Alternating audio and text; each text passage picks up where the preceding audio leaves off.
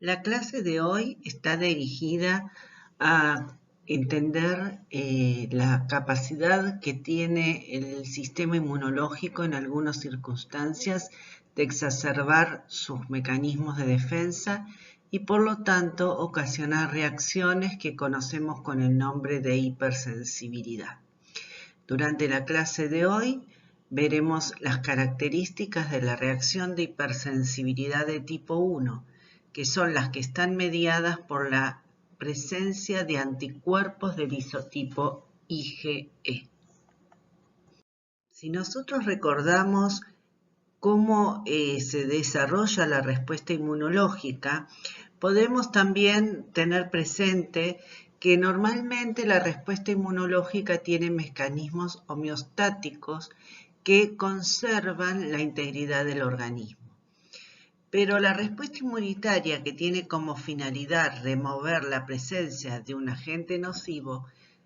en cualquiera de los diferentes mecanismos que estudiamos durante la primera parte del curso, en alguna etapa conduce a producir reacciones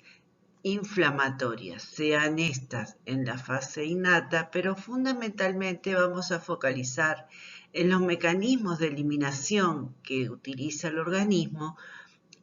a través de las células y los anticuerpos producidos durante la respuesta adaptativa. Esos mecanismos efectores, en la mayoría de los casos, utilizan como elemento final de destrucción del patógeno mecanismos asociados con respuestas inflamatorias. Pero en condiciones normales, estas respuestas inflamatorias son respuestas autolimitadas y controladas por mecanismos de contrabalance, por lo que no causan daño a los tejidos donde se ocasiona dicha respuesta. En algunas circunstancias, esta respuesta pierde su capacidad de estar autolimitada y comienzan a producirse en una magnitud más elevada, de manera tal que bajo ciertas circunstancias puede conducir a efectos nocivos para el organismo. Esta respuesta, que es inapropiada, recibe el nombre de reacción de hipersensibilidad, por la cual el individuo reacciona con una sensibilidad mayor a la esperada para conservar la integridad de dicho organismo. En esta gráfica, donde se grafica la magnitud de la respuesta inmunológica a lo largo de diferentes momentos de la vida de algún individuo, o de la población, mejor dicho, de la población, nos muestra que cuanto mayor es la respuesta que genera un individuo, mayor es la magnitud de los elementos efectores que se generan y por lo tanto de la respuesta. Y esto va a estar dependiendo de la presencia o persistencia del patógeno. Pero existen individuos dentro de la población que tienen una baja calidad de respuesta. Y esto se asocia a defectos genéticos mayoritariamente o a fenómenos secundarios a procesos, por ejemplo, como la desnutrición o la infección por algunos virus. En inmunodeficiencia, la magnitud de la respuesta no es suficiente para lograr la eliminación del patógeno. En el otro extremo de la calidad de la respuesta de un individuo, encontramos individuos que adquieren una capacidad de respuesta muy alta y generalmente esto se asocia con la persistencia del agente nocivo dentro del individuo. Esta capacidad de respuesta aumentada y exacerbada, como ya venimos comentando, está asociada a daño patogénico. Y como vamos a ver a lo largo de esta y la próxima clase fundamentalmente, esto puede causar fenómenos de autoinmunidad que vamos a revisarlo luego cuando demos la clase de autoinmunidad precisamente, conociendo los mecanismos que vamos a ir desarrollando en esta clase y en la siguiente. Entonces, vamos a definir el concepto de respuesta exacerbada o reacciones de hipersensibilidad. Las reacciones de hipersensibilidad las vamos a referir como una respuesta no deseada, o sea, una reacción indeseable en un individuo, porque esta respuesta excesiva producida por el sistema inmune puede ocasionar daño e incluso puede conducir a la muerte a un individuo. La reacción de hipersensibilidad tiene como prerequisito que el individuo o el huésped que responde de esta manera debe haber sufrido un proceso de presensibilización, o sea, la respuesta de hipersensibilidad está asociada a un encuentro previo del individuo con el antígeno, donde este antígeno o los componentes de un microorganismo que tienen acción inmunogénica sensibilizan al individuo, es decir, desarrollan en ellos una respuesta adaptativa específica. Y luego de un segundo o tercer encuentro con el mismo agente inductor de la respuesta, es cuando se va a desencadenar la reacción de hipersensibilidad. Entonces, primer requisito, desarrollar una respuesta adaptativa en un proceso que denominamos presensibilización. A mediados del siglo XX, en 1950 aproximadamente, los médicos tratantes de los individuos que manifestaban estas reacciones inmunes no deseadas estudiaron las características anatómicas o histológicas de esta respuesta y definieron 4 tipos de respuesta de hipersensibilidad basados en las características histológicas, el mecanismo de acción involucrado en el desarrollo de dicha respuesta y un dato que resultó clínicamente evidente para empezar a poder dividir a los distintos individuos era el tiempo en el que tardaba en manifestarse o desencadenarse la reacción de exacerbación inmune.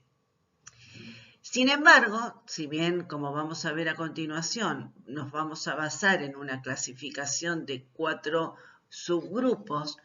muchos procesos inmunopatogénicos involucran a más de uno de estos fenómenos y se puede dar de manera simultánea una reacción en una fase de tipo 2 y luego de tipo 4 o de tipo 1 y a posteriori de tipo 4.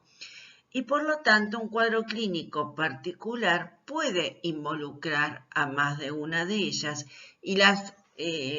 habilidades del médico tratante tendrán que definir en base a las características de los síntomas que presenta el individuo en qué condición de hiperreactividad se encuentra.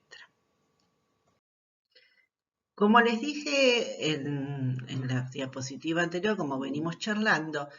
Hell y Coombs fueron los investigadores que analizaron este proceso de hiperrespuesta que presentaban los individuos luego de el contacto con algunas sustancias del ambiente o incluso algunos componentes microbianos. Y clasificaron al tipo de respuesta de los individuos en 4 categorías. La reacción de hipersensibilidad de tipo 1, que refería a aquellos pacientes que por las manifestaciones se manifestaban a los pocos minutos del segundo encuentro con el antígeno. Ellos determinaron que este tipo de reacción estaba mediada por anticuerpos y fue en el año 1965 cuando se identificó que este tipo de anticuerpos que producían este tipo de manifestación se asociaban con el isotipo IgE.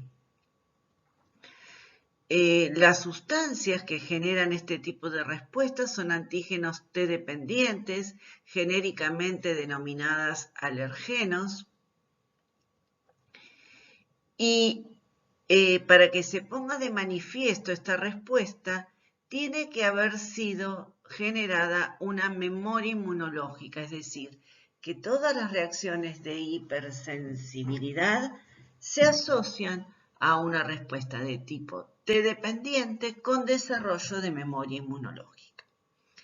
El segundo tipo de respuesta que fue identificada la denominamos de tipo 2 y se la conoce con el nombre de hipersensibilidad citotóxica. También está mediada por anticuerpos, como en el caso anterior. Y estos anticuerpos lo que hacen es reconocer componentes tisulares de un individuo. Estos antígenos proteicos, que son reconocidos dentro de los tejidos, corresponden a proteínas que pueden haber tenido algún compromiso de reactividad cruzada con agentes microbiológicos o algunos glicoproteínas presentes en los tejidos que se manifiestan de diferentes maneras según cada uno de los individuos. Esta respuesta, también mediada por anticuerpos, como estamos comentando, comienza a los pocos minutos u horas después de la segunda exposición con la sustancia antigénica. Y está mediada por anticuerpos que son capaces de activar el sistema complemento, es decir, que los isotipos responsables de la reacción de hipersensibilidad de tipo 2 van a ser los anticuerpos de isotipo IgG o de isotipo IgM. Y como van a ver en la próxima clase, reconocen siempre proteínas de la superficie celular. Por eso se define su acción nociva como una acción citotóxica. El tercer tipo de respuesta de hipersensibilidad está dada por la presencia de anticuerpos que reconocen antígenos solubles y que por ende forman complejos inmunes que están en circulación. Este tipo de respuesta que generan complejos inmunes circulantes manifiestan el proceso inflamatorio y la lesión de hipersensibilidad a partir de las 2 horas recién, con un máximo alrededor de 6 horas de iniciado el proceso. Los ejemplos más conocidos de este tipo de reacción mediada por inmunocomplejos es lo que se conoce como enfermedad del suero, anticuerpos, antiproteínas que tienen una acción también de anticuerpos, pero que son de una especie diferente a la del propio individuo, y que el individuo los adquiere por transferencia pasiva de anticuerpos. Otro tipo de acción puede ser por proteínas derivadas de bacterias o de algún otro agente microbiológico que ante la presencia de gran cantidad de anticuerpos contra el mismo generan complejos inmunes que son capaces de activar también al sistema complemento y producir el daño, como vamos a ver con más detalle en la próxima clase. Y el cuarto tipo de reacción de hipersensibilidad ya no depende de anticuerpos como las 3 anteriores, sino que se vio que estaba mediada por el accionar de células T CD4 positivas. Y más particularmente, de manera mayoritaria, de las células CD4 TH1. Esta, al ser una respuesta mediada por anticuerpos, requiere un periodo más prolongado para manifestar su acción, ¿sí? Y si bien el proceso inflamatorio puede comenzar entre las 2 y 6 horas del nuevo contacto con la sustancia nociva, el máximo de actividad se la identifica entre las 24 y las 48 horas después de la exposición del antígeno.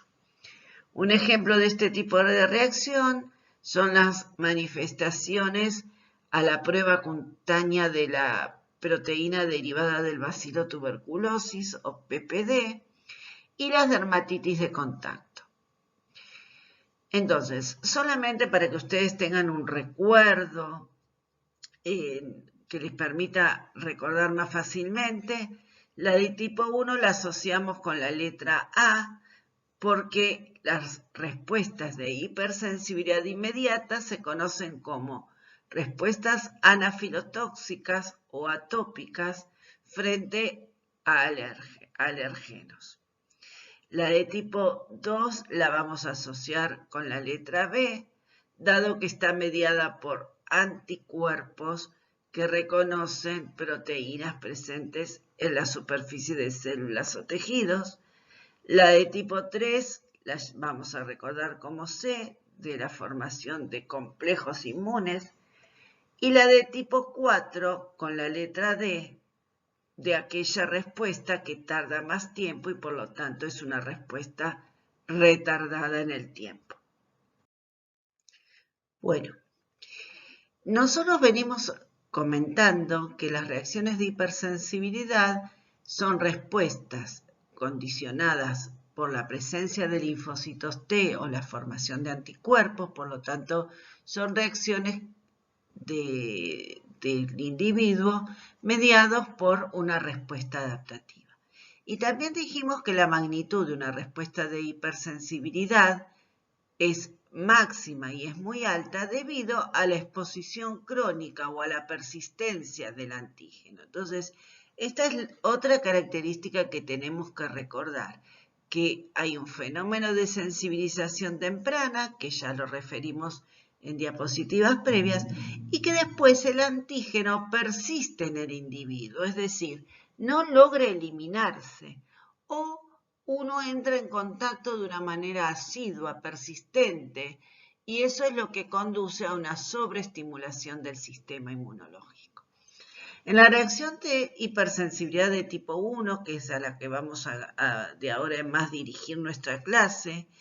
esta respuesta va a estar dada por componentes solubles proteicos que desencadenaron la respuesta inmunológica bajo un perfil de células TH2 que condiciona a la producción de inmunoglobulina E, anticuerpos del isotipo IgE. Y la característica sintomatológica, la sintomatología que presenta el individuo está asociado a que estos anticuerpos de isotipo IgE se unen a la superficie de células que denominamos mastocitos presentes en los tejidos cutáneos, en el árbol respiratorio, en el tracto digestivo. Y estos mastocitos, como vamos a ver enseguida, interactúan con el anticuerpo que a su vez luego interactúa con el antígeno. Y esta respuesta va a estar mediada, inflamatoria, va a estar mediada por la secreción por parte de la célula blanco, en este caso el mastocito, de sustancias activas, aminas activas, que desencadenan la respuesta inflamatoria. Esta respuesta inflamatoria, como vamos a ver enseguida, se puede manifestar de diferentes maneras en los diferentes tejidos y la sintomatología característica de cada uno de los tejidos va a recibir diferentes nombres clínicos, pero todos ellos se asocian a una respuesta de hipersensibilidad de tipo alérgico o atópico. ¿Por qué atópico? Porque no es típica. Entonces, una respuesta frente a un antígeno no produce manifestaciones cutáneas o respiratorias de gran magnitud, solo bajo estas condiciones que estamos definiendo a lo largo de esta clase. Bueno, la respuesta de tipo 2 va a estar mediada por anticuerpos que, como pueden ver acá, ven antígenos de superficie en un determinado tejido, tienen un reconocimiento tisular y puede estar mediada de forma directa por la activación del complemento o de forma indirecta por la interacción con células tóxicas, citotóxicas, fundamentalmente NK. Los complejos inmunes circulantes van a interactuar con los neutrófilos, van a activar el sistema complemento y esos van a ser responsables de la respuesta de hiperactividad que manifiesta el individuo, y la respuesta de tipo 4 va a estar mediado por linfocitos TH1 que secretan citoquinas que pueden activar células citotóxicas o macrófagos para dar la respuesta inflamatoria exacerbada y producir algunos daños tisulares, como pueden ponerse de manifiesto en algunas enfermedades autoinmunes como la diabetes mellitus o la esclerosis múltiple. Si nosotros focalizamos en la respuesta de tipo 1, vamos a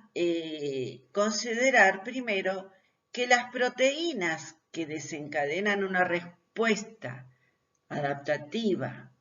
de tipo TH2 y que conduce a la acción de una respuesta de hipersensibilidad de tipo 1, de ahora en más las vamos a llamar, en lugar de antígenos, alergenos. ¿Por qué? Porque son los generadores de la respuesta alérgica. ¿Qué características presentan las proteínas que se comportan como alergenos? Estas son proteínas o glicoproteínas, que normalmente las podemos encontrar en el ambiente o en alimentos, o, como vamos a ver también en un ratito, presentes en algunas secreciones, como son los venenos que logran secretar por las glándulas de secreción algunos ofidios, o sea, las serpientes, o pueden inocularse a través de algunos insectos como las avispas. Estas proteínas pueden ser proteínas puras o glicoproteínas que se comportan por ende como antígenos T dependientes y que tienen las características de ser altamente solubles en solventes acuosos. Por lo tanto, su presencia se intensifica en ambientes de alto tenor de humedad. Por eso las manifestaciones alérgicas para muchos individuos son mucho más intensas o de mayor magnitud en momentos en que hay procesos de lluvia, en ambientes cerrados y húmedos, como puede ser el ambiente de una pileta donde haya hongos en el ambiente, o por ejemplo en primavera y en momentos en que haya altos índices de humedad. Vamos a definir algunos ejemplos. Bueno, ¿dónde podemos encontrar proteínas que actúan como alergenos? En diferentes alimentos, generalmente en nueces, semillas de sésamo, algunos componentes del huevo presentes en la mezcla de las proteínas que constituyen la clara, algunas proteínas derivadas de los mariscos, como les dije antes, venenos, proteínas que están presentes en los venenos de insectos o de víboras, algunos medicamentos como la penicilina, las sulfonaminas, algunos anestésicos, algunas proteínas derivadas de las esporas de los hongos o de los ácaros, las proteínas que constituyen a los gránulos de polen o proteínas constitutivas del epitelio de los animales, por ejemplo, gatos o perros. Un individuo puede ser alérgico a una o manifestarse en respuesta a uno o varios de estos componentes y se hacen pruebas específicas de identificación para proceder a el tratamiento específico de algunos en los diferentes individuos. Ahora bien, estos alergenos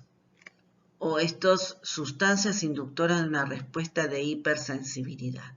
¿se comportan de la misma manera en todos los individuos? ¿O existe una predisposición al desarrollo de un fenómeno de hipersensibilidad o de alergia? No hay un conocimiento unívoco en cuanto a que las sustancias alergénicas en determinadas personas van a producir el fenómeno de hipersensibilidad. Porque no todas las personas desarrollan una respuesta en iguales condiciones ambientales. Pero existen evidencias de que existe una contribución genética no dada por el haplotipo de HLA solamente, sino porque existen variantes variantes de, por ejemplo, determinado nivel de receptores para citoquinas o de receptores de unión para la inmunoglobulina E, y esas son variantes alélicas dentro de la población. Entonces, individuos que manifiestan mayor nivel de producción de algunas citoquinas que condicionan, por ejemplo, interleuquina 4, que condicionan un aumento en el desarrollo de una respuesta con perfil TH2. Lo que sí se sabe es que niños cuyos padres padecen o han padecido enfermedades alergénicas tienen mayor probabilidad de desarrollar este padecimiento. E incluso existen individuos que durante la etapa de la primera infancia tienen mayor predisposición al desarrollo de un cuadro alérgico o de situaciones alérgicas asociadas a cuadros respiratorios, por ejemplo, asma bronquial, que con la madurez de su edad y con el correr de los años, o sea, ellos son niños más grandes, y la maduración de un sistema inmunológico que le permite variar entre una respuesta de tipo TH1 y TH2, logran a lo largo del tiempo disminuir esa capacidad de respuesta alergénica. Una persona que desarrolla anticuerpos del isotipo IgE, y como dijimos antes, puede reconocer por distintos clones linfocitarios diferentes sustancias alergénicas, como ser polen, hongos, proteínas derivadas de los pelos que eliminan los animales como gatos fundamentalmente, productos derivados de los ácaros, como los dermatofagoides, y estos individuos van a estar sensibilizando distintos clones linfocitarios, porque no son iguales las proteínas que son reconocidas por el TCR en la superficie de proteínas derivadas de los gránulos de polen, que los linfocitos que reconozcan, por ejemplo, proteínas derivadas de los pelos de un gato, ¿sí? Pero un individuo con esta predisposición genética puede desarrollar clones específicos contra una mayor o una gran variedad de alergenos. Una vez que el individuo está sensibilizado a los alergenos, es probable que a lo largo de su vida, por un proceso de memoria inmunológica, restablezca esta respuesta, salvo que se instaure un procedimiento terapéutico para corregir la calidad de la respuesta inmunológica que desarrolla ese individuo, como vamos a ver hacia el final de la clase. Los anticuerpos de IgE fabricados contra un alergeno en particular,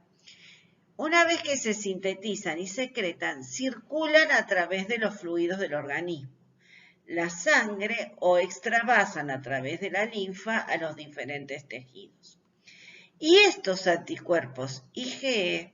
producidos por el individuo, el individuo alérgico, no quedan todo el tiempo en circulación, sino que son capaces de unirse a una proteína receptora, un receptor para el fragmento Fc de la cadena épsilon que constituye a esta inmunoglobulina y que está presente en la superficie de varias células, los eosinófilos y los mastocitos, y también los basófilos circulantes. En los tejidos cutáneos, la célula más abundante van a ser los mastocitos, es decir, que a nivel de tejido respiratorio o de tejido digestivo, las inmunoglobulinas E que logren llegar a esa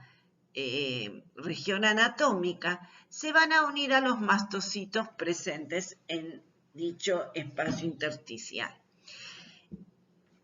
Y una vez que están revestidas de la inmunoglobulina E, podrán, en una nueva circulación del antígeno a través del organismo, que dicho antígeno sea reconocido por esta inmunoglobulina E. Entonces, cuando vuelva a estar presente el alergeno, es decir, cuando ya se sensibilizó y vuelve a entrar por segunda vez el alergeno específico,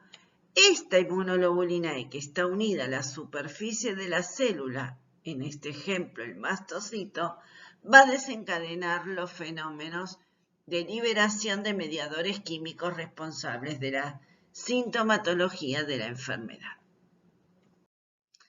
Revisemos entonces en esta gráfica lo que acabamos de describir. La reacción alérgica va a ocurrir en el segundo contacto con el antígeno, el alergeno que está dibujadito acá en rojo. Este alergeno que llegó por circulación va a encontrar células del organismo que están armadas a través de la unión previa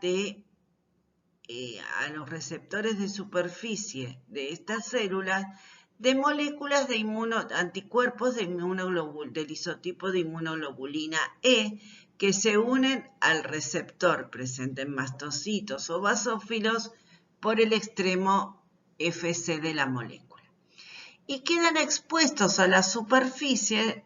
el sitio de combinación del anticuerpo que va a ser específico para un alergeno dado. Esta interacción que se va a dar cuando el alergeno vuelva requiere que haya dos moléculas de IgE específicas para este alergeno, para el mismo antígeno en la superficie de la célula blanco. Y cuando se produce la unión de el alergeno por dos puntos próximos de dos moléculas de anticuerpo IgE específicas adyacentes, se va a generar un puente que va a llevar a una señal que vamos a ver enseguida de activación intracelular. Cuando eso ocurre, la célula se desestabiliza y secreta, como ven acá en el dibujito, mediadores proteicos o aminas proteicas o derivados de lípidos como son los prostaglandinas derivados del ácido araquidónico y algunos mediadores a través de ciertas citoquinas o enzimas que van a producir la respuesta inflamatoria y el daño tisular. ¿Qué pasa si el individuo no estuvo sensibilizado por el alergeno? Nunca va a encontrar el anticuerpo específico. Y si un individuo tuviera un muy bajo grado de sensibilización porque estuvo en contacto durante muy poco tiempo con el alergeno, sus moléculas de IgE en circulación no van a ser mayoritariamente específicas para este alergeno. Entonces, podrá haber 2 o 3 moléculas de IgE unidas a receptores en la superficie, pero si una molécula de IgE reconoce una proteína y la otra reconoce otra proteína diferente, no se llega a formar este complejo estabilizado de 2 moléculas de IgE específicas para el mismo alergeno. Y por lo tanto, no se produce el fenómeno de activación y desestabilización de la célula que secreta citoquinas. Entonces, este fenómeno no se produce, ¿sí? El individuo no alergénico o no alérgico no va a producir este fenómeno. Durante la secreción de estos compuestos, lo importante es que el individuo va a generar una alta secreción de mucus, como pueden ustedes observar en algunos procesos de rinitis, fenómenos de broncoconstricción como consecuencia de estos mediadores que que tienen acción aminogénica que produce una contracción del músculo liso, y también fenómenos inflamatorios intensos como mediados por las prostaglandinas y los leucotrienos, que van a producir, respaldar la formación de extravasación de líquido y edema.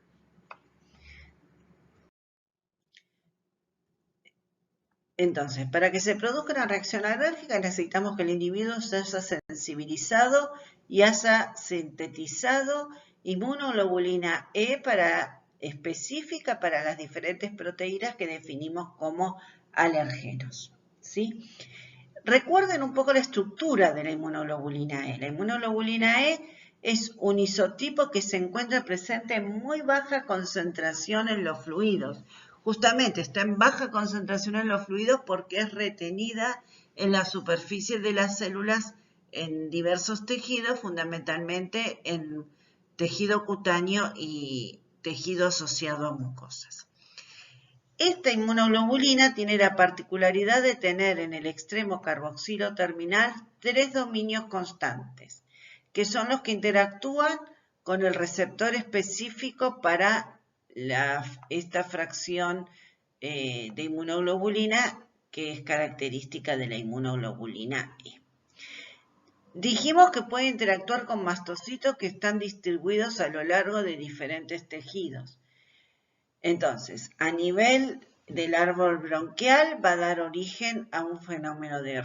rinitis. A nivel de la mucosa cutánea del ojo va a dar lugar a fenómenos de conjuntivitis. A nivel de la cutánea de piel, a nivel de piel va a dar fenómenos de dermatitis conocida como dermatitis atópica. A nivel del tracto respiratorio inferior, en el interior del pulmón, va a dar lugar a fenómenos de asma. A nivel digestivo va a dar lugar a fenómenos de alergia. Y estos fenómenos pueden ser localizados, como en el caso de la urticaria en la piel, o generalizados, y en ese caso hablamos de anafilaxia. La vía de entrada del alergeno puede variar. Puede ser directamente por vía respiratoria, para algunos alergenos, fundamentalmente el polen. Puede ser por vía digestiva, para todas las proteínas que están en los alimentos y que van a dar una respuesta alérgica denominada alergia alimentaria. Puede darse por vía subcutánea, por picaduras de insectos, y eso va a dar una inflamación local, por ejemplo, por picaduras de avispa, o por vía intravenosa, por la llegada directa del alergeno a venas o arterias, que puede estar dada por la administración de algunos medicamentos, por ejemplo, por penicilina, puede estar dada por picaduras de insectos o por la mordedura de un invertebrado como es las serpientes. Bueno, y según la vía de entrada y el órgano blanco en donde se establezca el fenómeno de interacción entre el alergeno y la inmunoglobulina E unida a las células, vamos a tener respuestas con características clínicas diferentes que después vamos a repasar nuevamente. Vamos ahora en este punto a analizar la respuesta desde el punto de vista inmunológico. El efector de la respuesta inmunológica de hipersensibilidad de tipo 1 o alergia es la inmunoglobulina E. La inmunoglobulina E, si no existe inmunoglobulina E y si el individuo no produce una respuesta primaria inmunoglobulina E, no se va a desarrollar en cuadro de hipersensibilidad inmediata. Eso tiene que quedar claro. Ahora bien, ¿cuándo se va a producir inmunoglobulina E? Cuando una sustancia proteica, que ya venimos definiendo como alergeno, es capaz de activar a los linfocitos B, entrar en una respuesta de tipo T dependiente a lo largo de esta primera exposición con el antígeno en un contexto TH2, Este contexto TH2 se va a establecer cuando haya un predominio de interleuquina 4 en el microambiente de diferenciación de la célula T cuando interactuó con la célula presentadora de antígeno. Y esta respuesta colaborativa TB en un perfil TH2 va a permitir que se produzca un switch de inmunoglobulina en la cual para este antígeno específico se va a producir un anticuerpo específico del isotipo IgE. En estas condiciones donde se produjo la sensibilización del individuo, se inicia la posibilidad de desarrollo de una respuesta alérgica. ¿Cuándo se van a producir las manifestaciones clínicas? En una segunda etapa, cuando un individuo sensibilizado en este proceso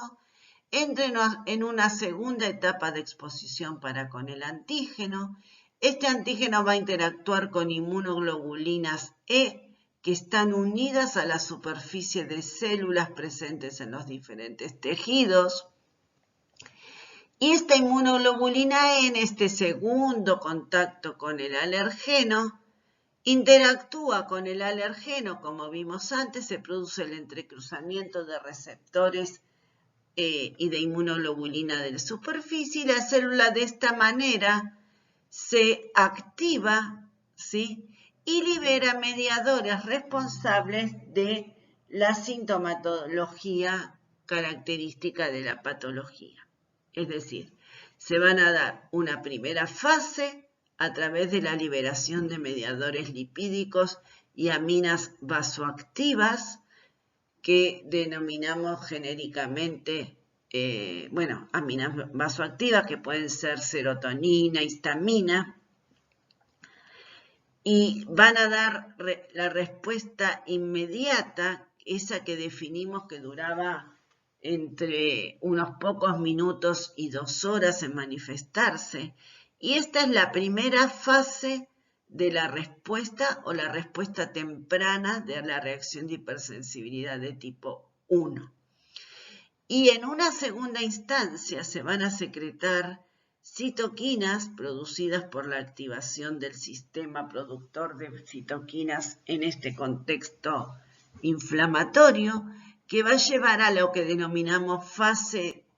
tardía o segunda fase de la reacción de hipersensibilidad de tipo 1, que ocurre alrededor de las 4 horas de iniciado el proceso. Esto ocurre en media hora, esto va a llevar de 2 a 4 horas en manifestarse. Este nivel de citoquinas que liberan las células, que las células que lo están liberando van a ser los mastocitos, implica la producción de interleuquina 4 e interleuquina 13, que son también responsables de estimular altamente la producción de inmunoglobulina E en grandes cantidades. La interleuquina 5, que acompañado con la interleuquina 9, estimula la diferenciación y activación de eosinófilos, que van a ser importantes en la fase tardía de la respuesta. También se va a estimular la producción y diferenciación de mastocitos a partir de basófilos circulantes, y se va a lograr una sobreactivación de la actividad bronquial con producción de mucos y procesos de espasmo o broncoespasmo respiratorio. Entonces, si esta es la membrana lipídica de una célula que va a estar respondiendo a la presencia de la inmunoglobulina E, que como les dije antes, mayoritariamente son los mastocitos, pero pueden ser basófilos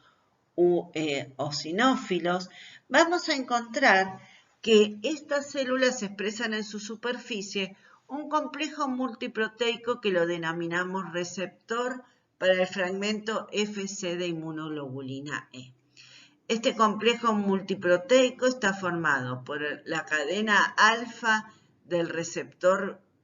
propiamente dicha, que puede estar formado por dos isoformas diferentes, una que denominamos cadena alfa de alta afinidad o receptor de tipo 1 y otro de baja afinidad o receptor de tipo 2. este receptor que está presente en la célula es capaz de unir a través del fragmento Fc a las moléculas de Ig. Pero para que sea funcional, su presencia tiene que acoplarse a dos cadenas polipeptídicas más, porque esta cadena alfa del receptor no tiene sitios de fosforilación que inicia la activación de la célula, como habíamos visto también en el caso de los receptores linfocitarios, que para activarse las células necesitábamos cadenas con sitios intracelulares de fosforilación. Bueno, ese rol lo cumple la cadena beta, que es una proteína de 4 dominios transmembrana, ¿sí? Cuyo extremo tanto amino como carboxilo terminal se encuentran localizados en la cara interna de la membrana plasmática, es decir, dentro del citosol, y presenta sitios con unidades ITAM capaces de ser aceptoras de fosfato. Y otra molécula que forma un dímero, un homodímero, que son las cadenas gamma,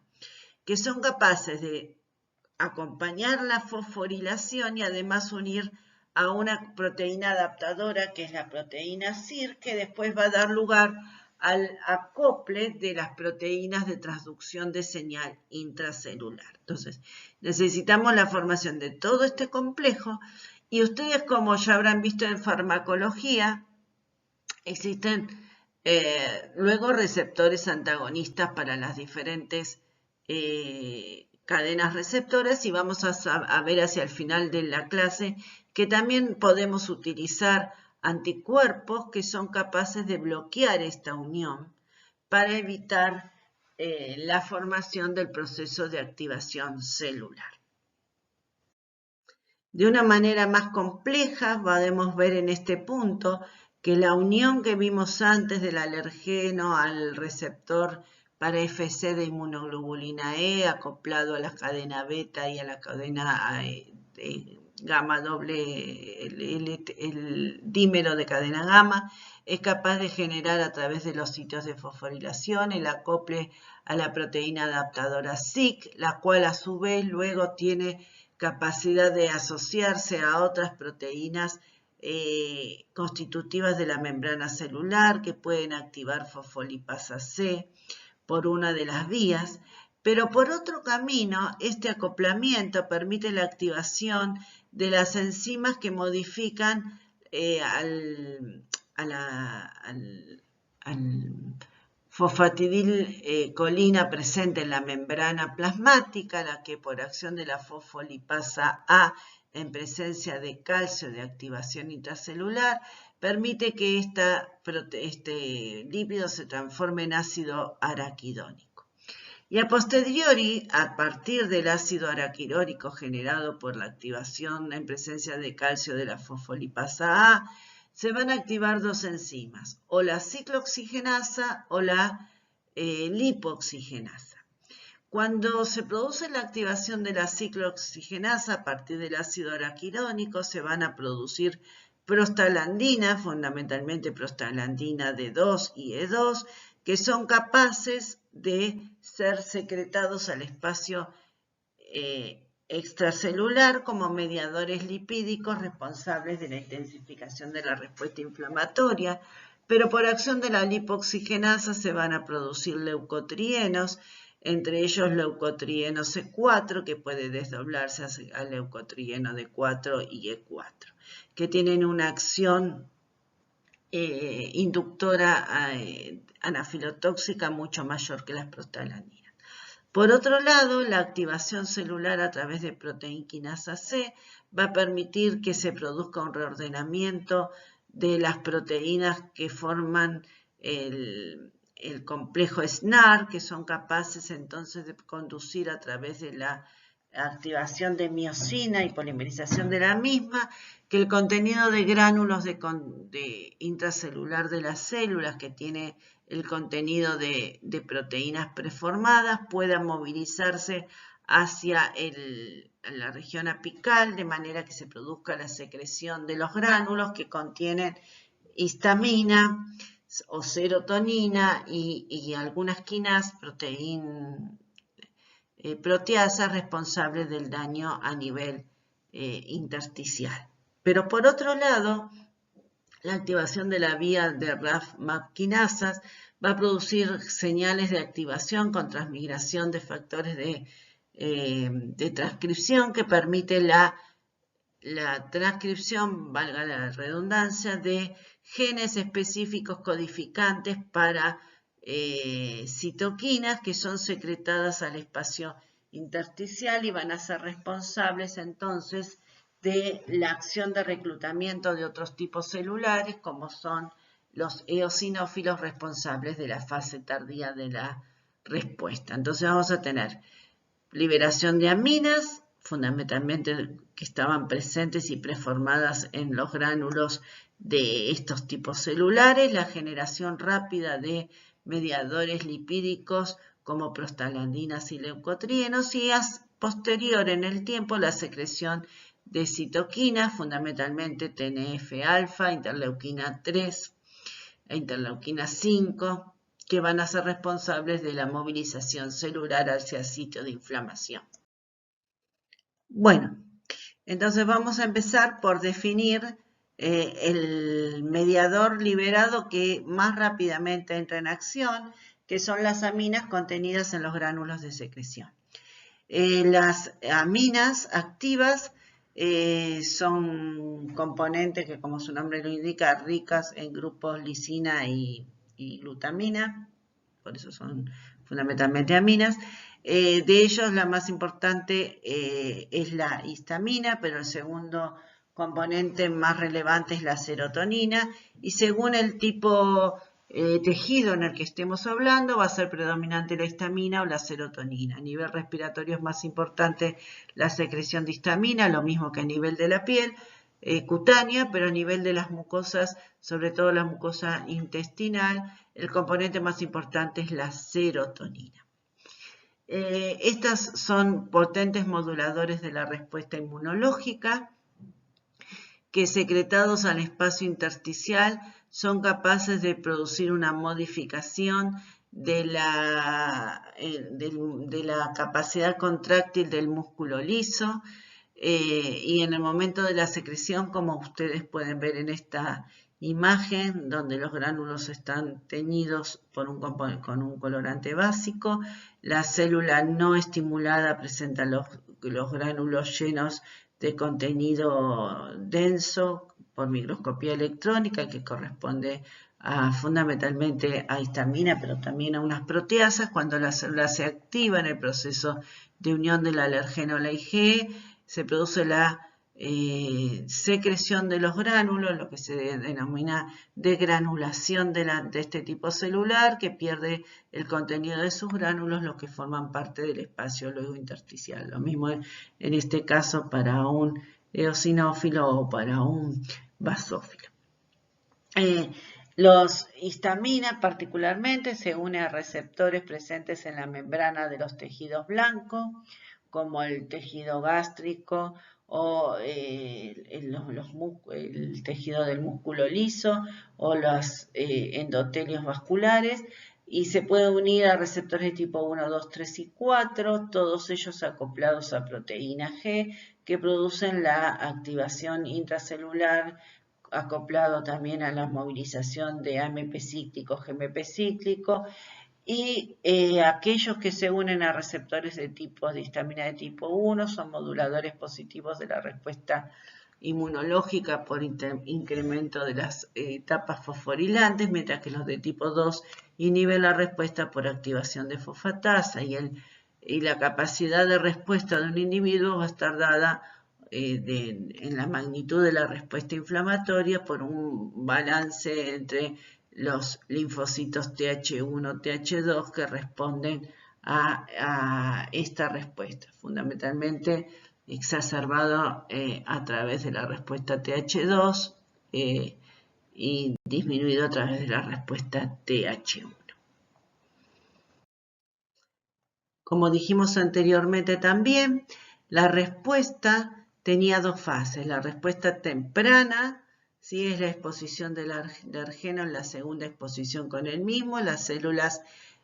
como los mastocitos, liberan los intermediarios amina, proteasas y citoquinas y los leucotrienos y las prostaglandinas. La liberación de citoquina recluta, lo mismo que a través de la presencia de los leucotrienos que activa el endotelio vascular, produce el reclutamiento, adhesión y migración de eosinófilos que llegan al espacio en que se está produciendo la primera fase de la respuesta inflamatoria, y en estas condiciones los eosinófilos se activan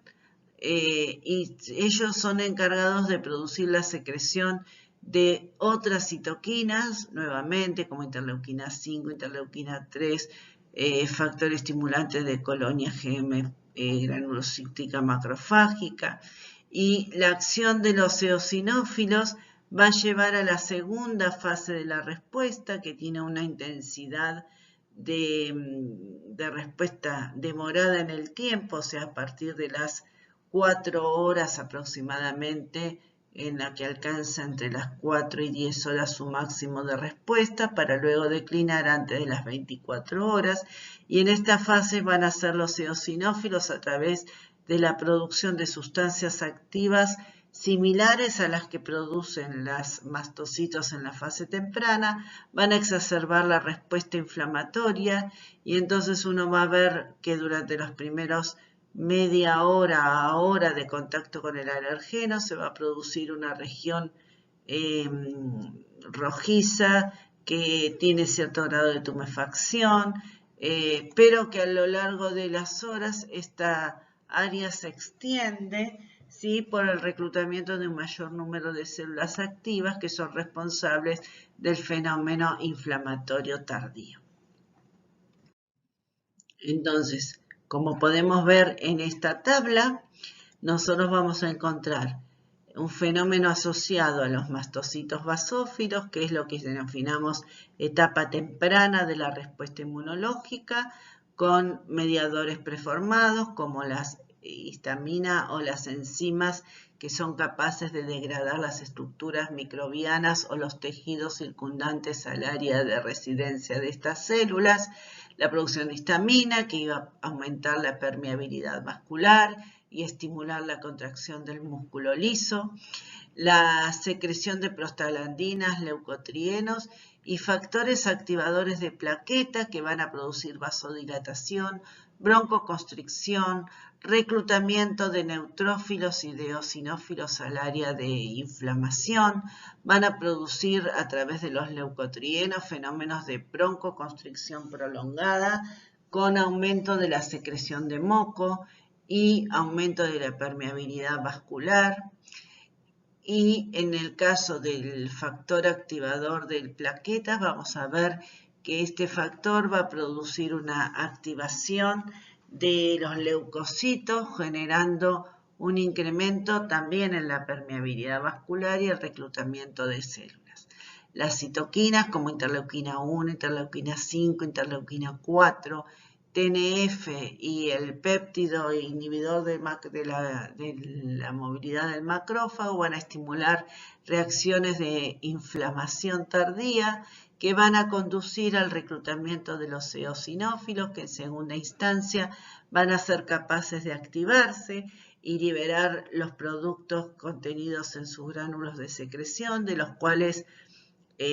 vamos a encontrar peroxidasas, hidrolasas, lipasas, pero fundamentalmente una sustancia que denominamos proteína básica principal, que es una proteína catiónica que resulta tóxica para los tejidos, y particularmente cuando este fenómeno se acompaña de una infección por el mintos, es importante en la capacidad que adquiere la célula de eliminar el helminton en los tejidos, de manera tal que la unión de IgE específica para antígenos de la superficie del helminto también condicionan un fenómeno inflamatorio intenso como el que acabamos de describir. Mediadores lipídicos de la segunda fase contribuyen a mantener o sostener los fenómenos biológicos de broncoconstricción, secreción de musculatura, la producción y activación de la aparición de leucocicios al sitio de inflamación y la secreción de mediadores inflamatorios que condicionan el mantenimiento de la respuesta inflamatoria que se inició de manera inmediata entre las 30 minutos y hora de iniciado el contacto de la IgE con el alergeno, pero que se perpetúan a lo largo de aproximadamente 24 horas. Nuevamente en este gráfico vamos a ver que la presencia de una fase temprana, ¿sí?, va a permitir el inicio de la respuesta de la sintomatología asociada al proceso alérgico, como puede ser la aparición de fenómenos de urticaria a nivel de la piel, la aparición de rinorea y estornudos a nivel de la mucosa respiratoria o de inflamación de la conjuntiva del ojo, dando origen al inicio de la sintomatología que conduce luego en su fase tardía a la persistencia de la sintomatología de un cuadro sostenido que puede conducir a la formación de eczema, a la formación de broncoespasmos a nivel respiratorio o de secreciones inflamatorias a través de la conjuntiva. Esta respuesta, cuando se da a nivel del árbol bronquial, de manera continua y persistente, puede dar lugar a un fenómeno crónico que se conoce con el nombre de asma, ¿sí? Entonces, en el asma, la producción de esta cantidad de intermediarios y fundamentalmente de citoquinas que reclutan nuevos leucocitos e incrementan el fenómeno de inflamación local, va a llevar a la destrucción del epitelio bronquial con pérdida de la capacidad de regeneración y movilización de las sustancias alergénicas a través del árbol respiratorio, y esto va a condicionar la capacidad de respuesta dando un broncoespasmo sostenido que lleva a la dificultad de ingreso de aire conteniendo oxígeno a través del árbol respiratorio primero superior y luego inferior, con alteración del alvéolo y la capacidad de intercambio de oxígeno a nivel pulmonar, que es el cuadro más severo al que conduce un fenómeno alergénico sostenido y crónico en un individuo. Como dijimos anteriormente, la calidad y la sintomatología del cuadro alergénico va a depender de la vía de entrada y de las células asociadas al comportamiento más temprano o más prolongado en el tiempo. A nivel de las venas, de las venas y las vénulas, lo que produce la secreción de histamina o serotonina va a ser un fenómeno de vasodilatación. Ese fenómeno de vasodilatación va a permitir la transmigración de líquido y proteínas a través del vaso sanguíneo al espacio intersticial, generando un cuadro de edema. También puede producir una vasodilatación del endotelio, que va a permitir la transmigración también de manera franca de células que se van a comprometer, de células leucocitarias que se van a comprometer con el infiltrado inflamatorio. A nivel de la musculatura del árbol bronquial va a producir una constricción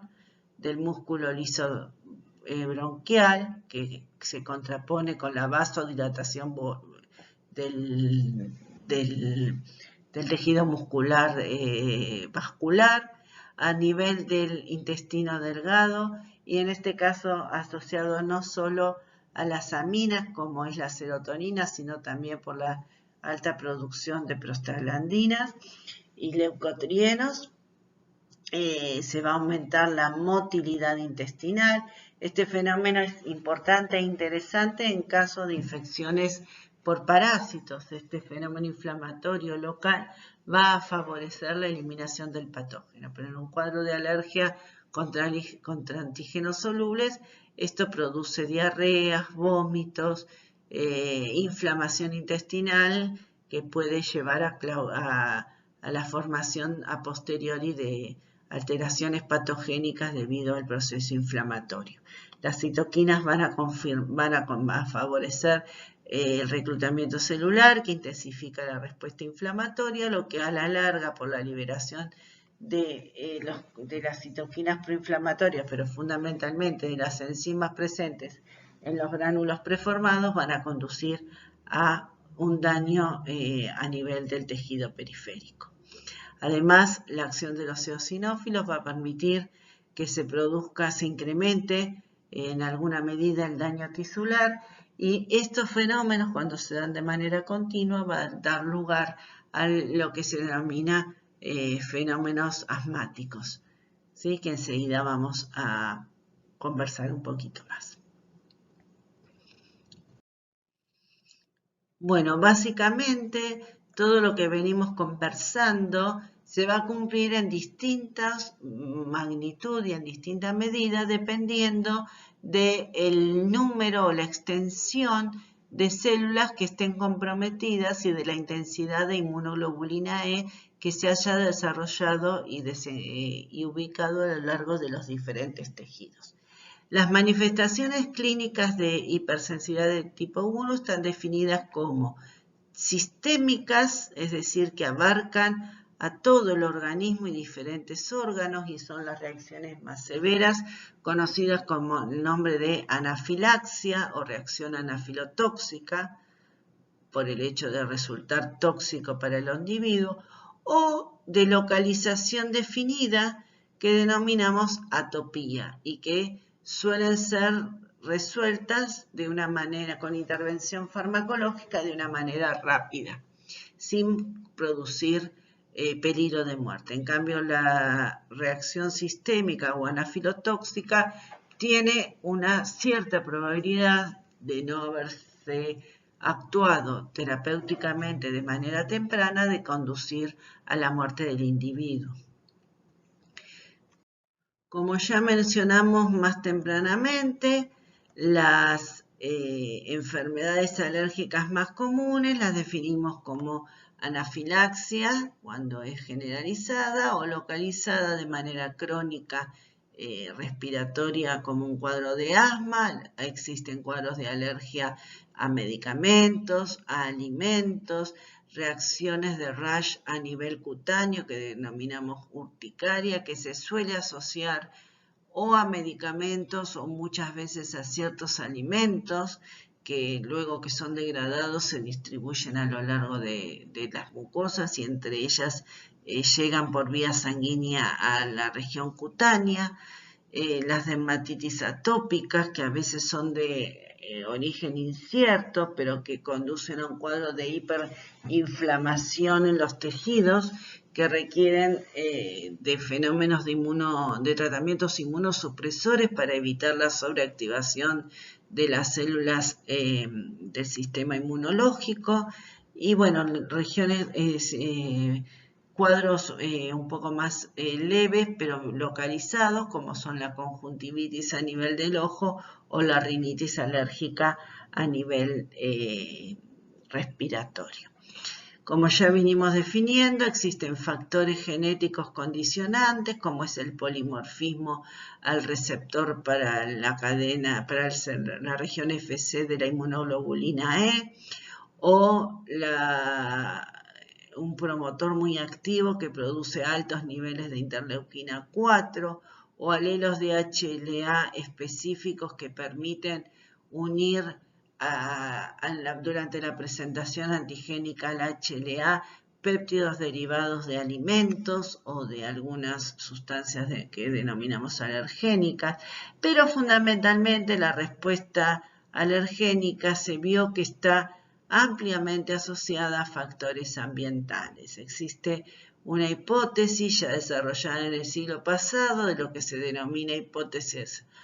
higiénica, por la cual el menor contacto con agentes infecciosos en países desarrollados o en áreas urbanas que están asociadas también a hábitos higiénicos saludables y disminuye la estimulación por agentes microbiológicos en el individuo y eso condiciona que estímulos proteicos deriven rápidamente a una respuesta de tipo TH2, lo que permite la sensibilización del individuo por diferentes agentes alergénicos como antibióticos o fenómenos de enfermedades bacterianas. Cualquiera de estos datos van a dar lugar a reacciones inflamatorias localizadas que denominamos atopía o alergias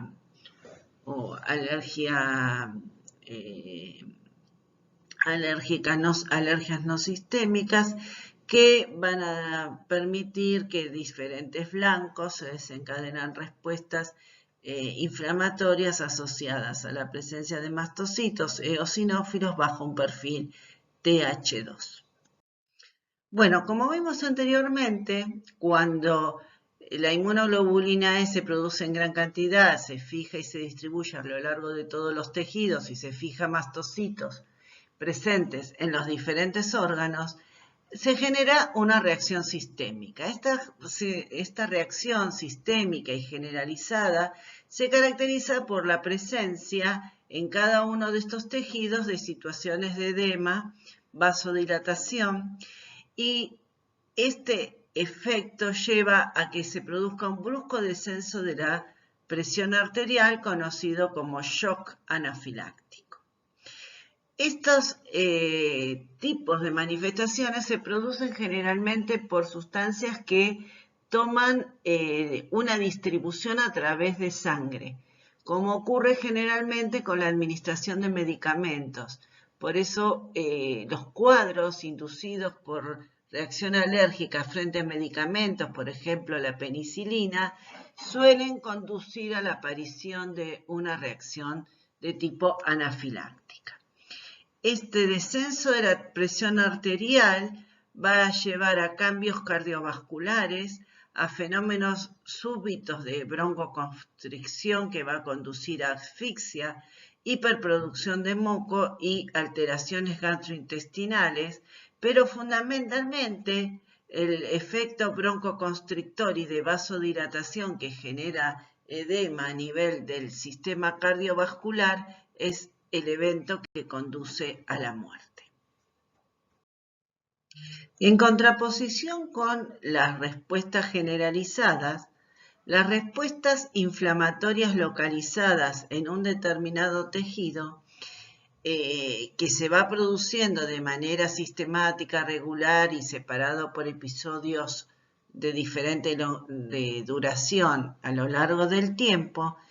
lleva a la producción del fenómeno de atopía. La atopía o alergia se caracteriza por la presencia de procesos de urticaria, por procesos de alteraciones gastrointestinales asociados a diarrea y en algunos eventos a vómitos, reacciones a nivel del tracto respiratorio. Dentro de las reacciones de atopía que se producen en el tracto respiratorio crónico, el más común es el desarrollo del proceso de asma. El proceso de asma cursa con respuestas inflamatorias de manera crónica, o sea, repetidas a lo largo del tiempo, a nivel del árbol bronquial y está mediada por el reclutamiento hacia esa localización anatómica de células que, aquellas que corresponden a lo que anteriormente vimos como la fase final o la fase lenta del cuadro de alergia, va a conducir a que en la capa muscular que rodea a la luz del árbol bronquial se va a producir un engrosamiento producto del reclutamiento y la llegada de un gran número de células de tipo eosinofílicas que secretan grandes cantidades de sustancias proinflamatorias, como vimos más tempranamente, las sustancias como los leucotrienos, prostaglandinas, altos niveles de citoquinas, la producción de sustancia de reacción lenta, que altera la dinámica muscular produciendo una broncoconstricción permanente del tejido muscular que se acompaña de pérdida de la capa epitelial que forma parte de la luz del intestino. Entonces vamos a tener una imagen microscópica como la que vemos en este cuadrante derecho, en el que se pone de manifiesto la inflamación submucosa, la debilidad de la capa epitelial que recubre a la luz del bronquio con pérdida de las cilias. Eso lleva a una mayor posibilidad de ingreso de sustancias patogénicas en el organismo. Este efecto de broncoconstricción sostenida que genera las sustancias liberadas requiere de que se trabaje a través del sistema de inervación adrenérgica del sistema nervioso autónomo con agonistas que permitan inducir la vasodilatación, la broncodilatación del músculo, relajación del músculo bronquial para facilitar la circulación del aire y evitar el fenómeno que produce en una primera instancia una sensación de ahogo, pero que puede conducir a daños respiratorios que conduzcan a un paro cardiorrespiratorio.